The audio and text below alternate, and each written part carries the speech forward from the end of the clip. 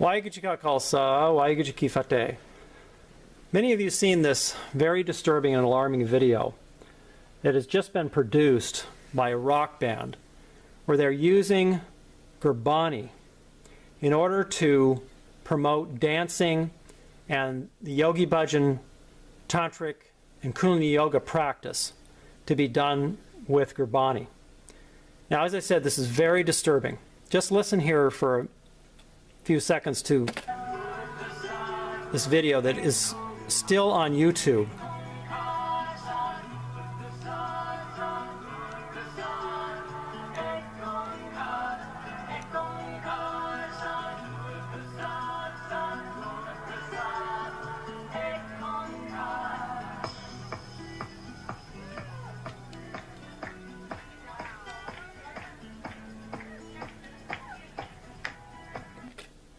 Okay, I think you've got the idea. Now, what is disturbing is this whole album was released in order to promote dancing to Gurbani. Here is the web page for this group. They call the album Kundalini Kritronika, which is inspired, I'm sure, by Yogi Bhajan's teachings. They say as much. It says, these are art grooves. Kritronika merges a dance venue pulse with this Gurbani.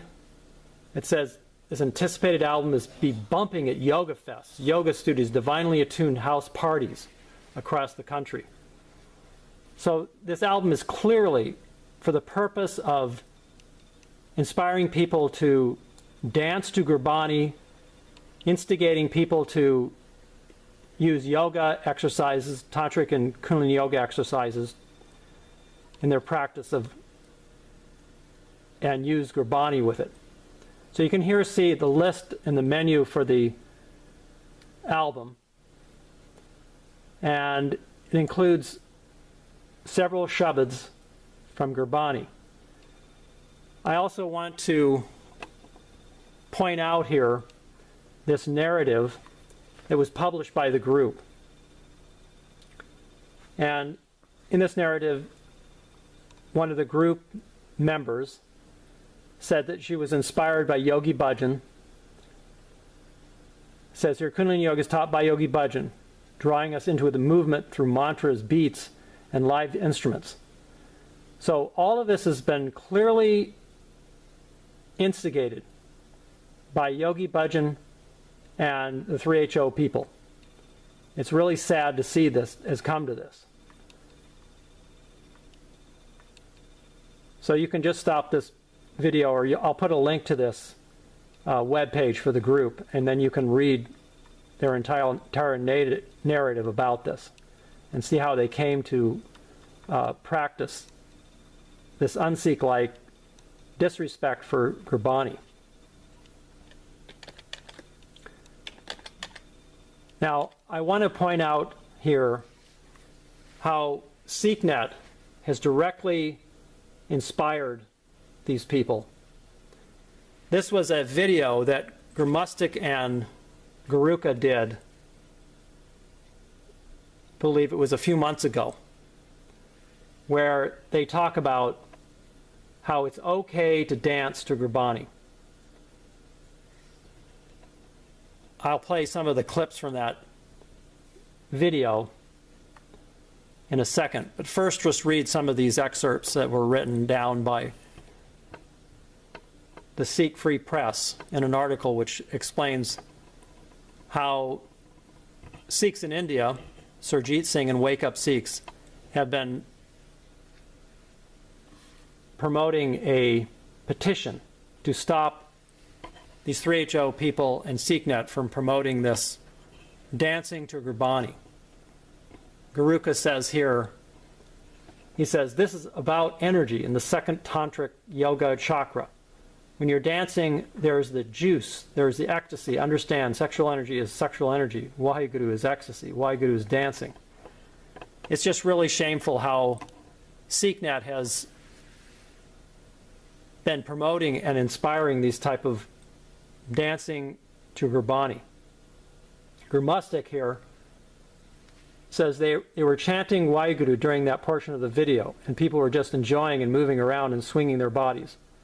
There were all these negative comments. I saw something very different. He was speaking about this rock concert that Sanatana Kaur was playing at, where she starts to chant Waheguru, and everybody started dancing.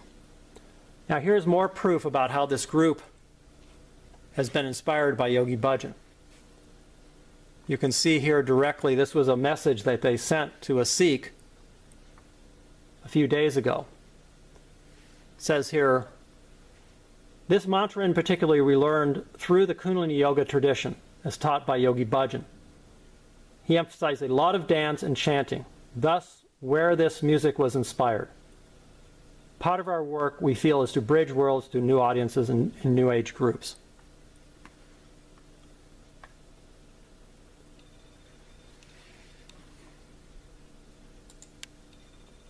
Now, they've taken down the video from Facebook, the one where they're dancing, but the one on YouTube still remains. And I hope that this group really considers completely taking the album off the market that they created. Looks like they might do that, but we'll see. We still need to keep the pressure on and keep telling them that this is completely against Gurmat teachings. Now, this Guruka really has a history of Biadbi against Gurbani. He actually kept Yogi Bhajan's fingernails in his nitnam, or Gut Gasab. This is complete Biadbi against Gurbani. You can read about it in this article that he wrote, this hanging on his fingernails. So Guruka, SikhNet, really has a very poor record, and we should beware of him as Sikhs of the Guru. I'll play for you a little bit of SikhNet's inspirational video here. You can hear what Guruka and Gurmastik have to say about dancing.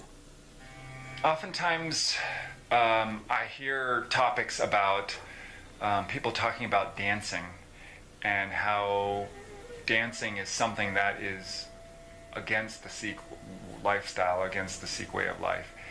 And I've thought about this often, and I've gone through other processes on my own looking at this, and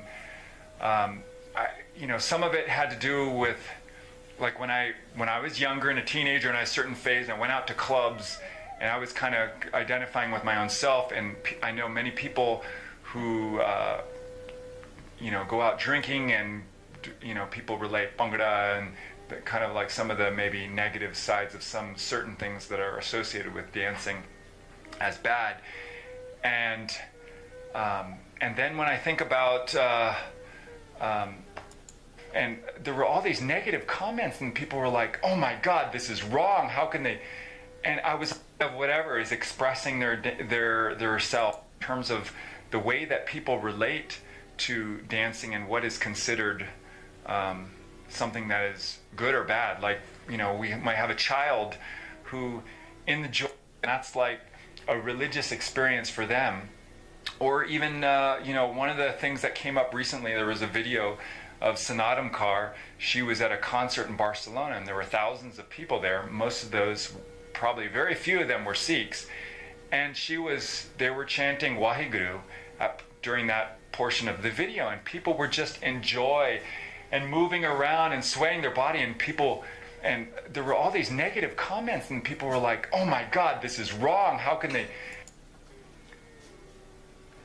The whole universe is dancing. Atoms are dancing. Molecules are dancing. The cells in your body are dancing. The energy is dancing. Everything is dancing. Everything is dancing to the Shabad. The whole universe is moving and dancing. Dancing. Dancing is life. This isn't about dancing. This is about somebody's judgment. Does this mean that as you go up and you become 9, 10 on the holy meter, that means you should always sit absolutely seriously and never move around? Because the more still you sit, the holier you are? You think it's disrespectful to move your body? Look, this is about somebody's judgment, about energy in the second chakra. That when you're dancing, there's a juice, there's a flow, there's the energy is moving, right? And in that, there's an ecstasy. If you want to express that energy through your second chakra, and you know you want to bump and grind and everything, that's how that energy is coming out. But when you act afraid of it, and you say, that's wrong, that's bad, that's lust, this dancing is wrong, therefore, then it becomes all dancing is wrong. Where do you draw the line between good dancing and bad dancing? Between right dancing and wrong dancing? All right? Then you have to say, well, we'll just say all dancing is bad. That's okay. You can say whatever you want. God is still dancing. That's the nature of God. To be moving, to be dancing, to be in a rhythm, to be in a beat. It's the nature of life. The first shabad that a child hears is the mother's heartbeat. Boom, boom, boom. The beat of the heart, the flow of the blood in the mother. That primal rhythm is embedded in the consciousness and being of the child. So it's music and beat and dancing, all these things are just totally natural part of life. It's just that somebody has made some judgment.